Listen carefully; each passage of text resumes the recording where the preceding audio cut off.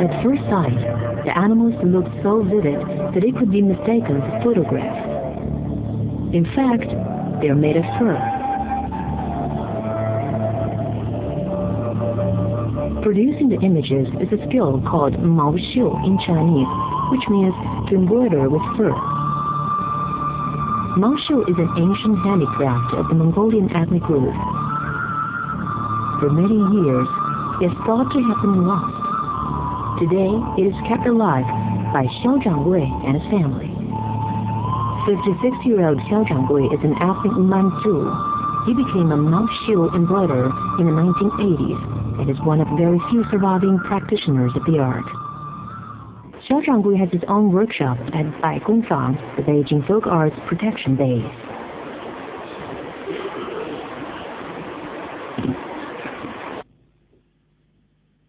我好多朋友曾经说过，那你就是这样就太费劲了，你绞块皮子贴上就行，绞块皮子实际不是，因为每个动物你看似简单，就是这个虎的用的三原色，一直加2个复色，但是实质上它每个毛都是中间有过渡的，都不是非常硬的。这就是你细致观察那个动物，为什么有时候做出来，有的时候你这个动物做的活了似的，就跟那真的似的，它这个技术难点就这么一点，这现在正在做的这是大脚这部分。Mao Xiu involves many processes, from grading the outline to disinfecting the fur, securing the fur to the yarn netting, to combing it. The most important and also the most time-consuming of these processes is securing the fur, which is known as zaizhu. Xiao Zhanggui performs the zaizhu in front of a blank yarn net with no outline. 就是长期做一种动物，就已经能做动物在我心中。另外呢，你需要对长期的动物的一种观察，包括它的结构、它的骨质，以及它的外在器官、毛色、毛质等等都要掌握。The basic material in Mao Xiu making is fur, which is obtained from various animals.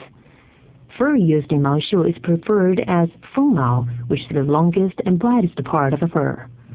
From the entire skin of an adult sheep, for example, only 200 grams of feng mao can be obtained at most. Making a Mao Xiu of 1 square meter requires 800 grams of feng mao, in other words, at least 4 adult sheep skins. 用小镊子把我所需要的毛这部分夹住，然后用小剪子把它拿下。你看我在做的过程当中，不断的在衔毛，在整理这个毛，就是要把中绒和底绒拿掉，剩下锋毛。一是便于摘枝，另外锋毛比较亮，它这个毛看着有活性。有的时候你这作品如果用毛用不好，感觉这是死毛，弄出那个东西是比较死。尽管你说你做的比较准确，但它的毛色跟不上，也显得特别发丝。Mao Xiu, as a traditional folk handicraft of the Mongolian ethnic group, has a history of over 800 years. In the Yuan dynasty, Mao Xiu were a symbol of power and were used to decorate imperial palaces and homes of aristocrats. Following the Yuan dynasty, the craft gradually declined, and after the founding of People's Republic of China in 1949, it disappeared altogether. In the 1960s, Xiao Zhanggui's father, Xiao Guodong, was sent to Mongolia as an expert on foreign aid. Xiao Guodong happened to know something about Mao Xiu, and in Mongolia, he befriended the last practitioner of the art. 但是这个老人呢，当时已经70多岁了。70多岁呢，他据当他自己介绍，他也是单传，而且是原来的就是他们宫廷里边的一个后人。但是他已经没有徒弟了。我父亲那时候说要跟他做这个东西，他已经基本都做不动了。这样呢，老人也对他比较喜欢，因为我父亲也是比较灵的一个人嘛，手艺非常好的一个，就把这个东西传给他了。Sadly, when Xiao Guodong returned to China, it was the time of the Cultural Revolution, and he had to destroy all his tools and pieces of Mao Xiu he had brought back with him. Before long, the old man who had taught him passed away, and the ancient handicraft, it seemed, would be lost. 10 years later, Xiao Guodong began to think about Mao Xiu again. But by then, he was physically unable to work. So he taught his 4 children, and Mao Xiu was reborn. Xiao Zhanggui was nearly 40 years old at the time.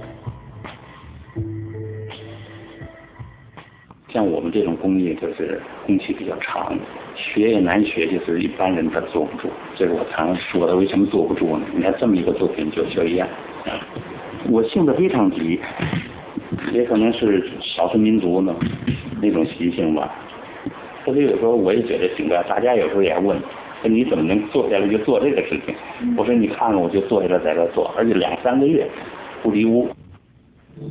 Xiao Zhanggui explains that there are 4 basic areas of knowledge for learning Maoshi: art, biology, anatomy, and making specimens. Xiao Zhanggui began to study art as a child. He also used to prepare animal specimens, so he's very familiar with the structures of different animals. As a result, it didn't take him very long to grasp the skills of Maoshi making. At first, he only made small animals like cats and dogs, but he wanted to make large animals like tigers. His father had told him that ancient Maoshi works featured a lot of large animals like tigers and leopards. The craftsmen used the original animals as their materials. In other words, making a tiger Maoshi required a real tiger skin. These days, however, the decline in wild animal populations means the materials for making Maoshi are not so readily available. In fact, this was a major factor behind the handicraft's decline. Since he couldn't use real tiger skins, Xiao Zhanggui had to experiment to find ways of producing realistic tiger Maoshi. 我也曾经试验过，山羊的毛我去染一染，弄那看行不行？那出来这红就是红，绿就是绿。你说你怎么就它之间本身的动物之间它的毛的它需要过渡，你做的好与坏就是这个长毛或短毛的过渡，深浅过渡，这是一个关键的词。那么怎么办呢？最好的办法，踏遍千山万水也把这东西找到，一定得找到它的原料。我当时去的就是山东跟河北，那时候还没想向西北去呢。山东那边，因为他那个就是那黄牛嘛，他那边那牛，还有他那个宜东山区那羊不错。然后那个咱们河北大营那地方有皮毛市场嘛，皮毛市你早晨去，他这369的集，赶集去挑一点东西，这么来找的。这个是黄就是鲁西黄牛，白呢是甘肃白牛，黑呢是一种塔尔羊，就他们当地甘肃那边这种塔尔羊。但是它这个羊，刚才我们说嘛，它这黑里边还透着另外一种色，就是比黑浅一点的色，这非常适合我这个过渡。那我就根本问题解决，原材料解决了，我真是我特别高兴死了，我就再也不用发愁这个毛的问题了。And so he was able to produce a tiger that was almost lifelike. The materials problem was finally solved.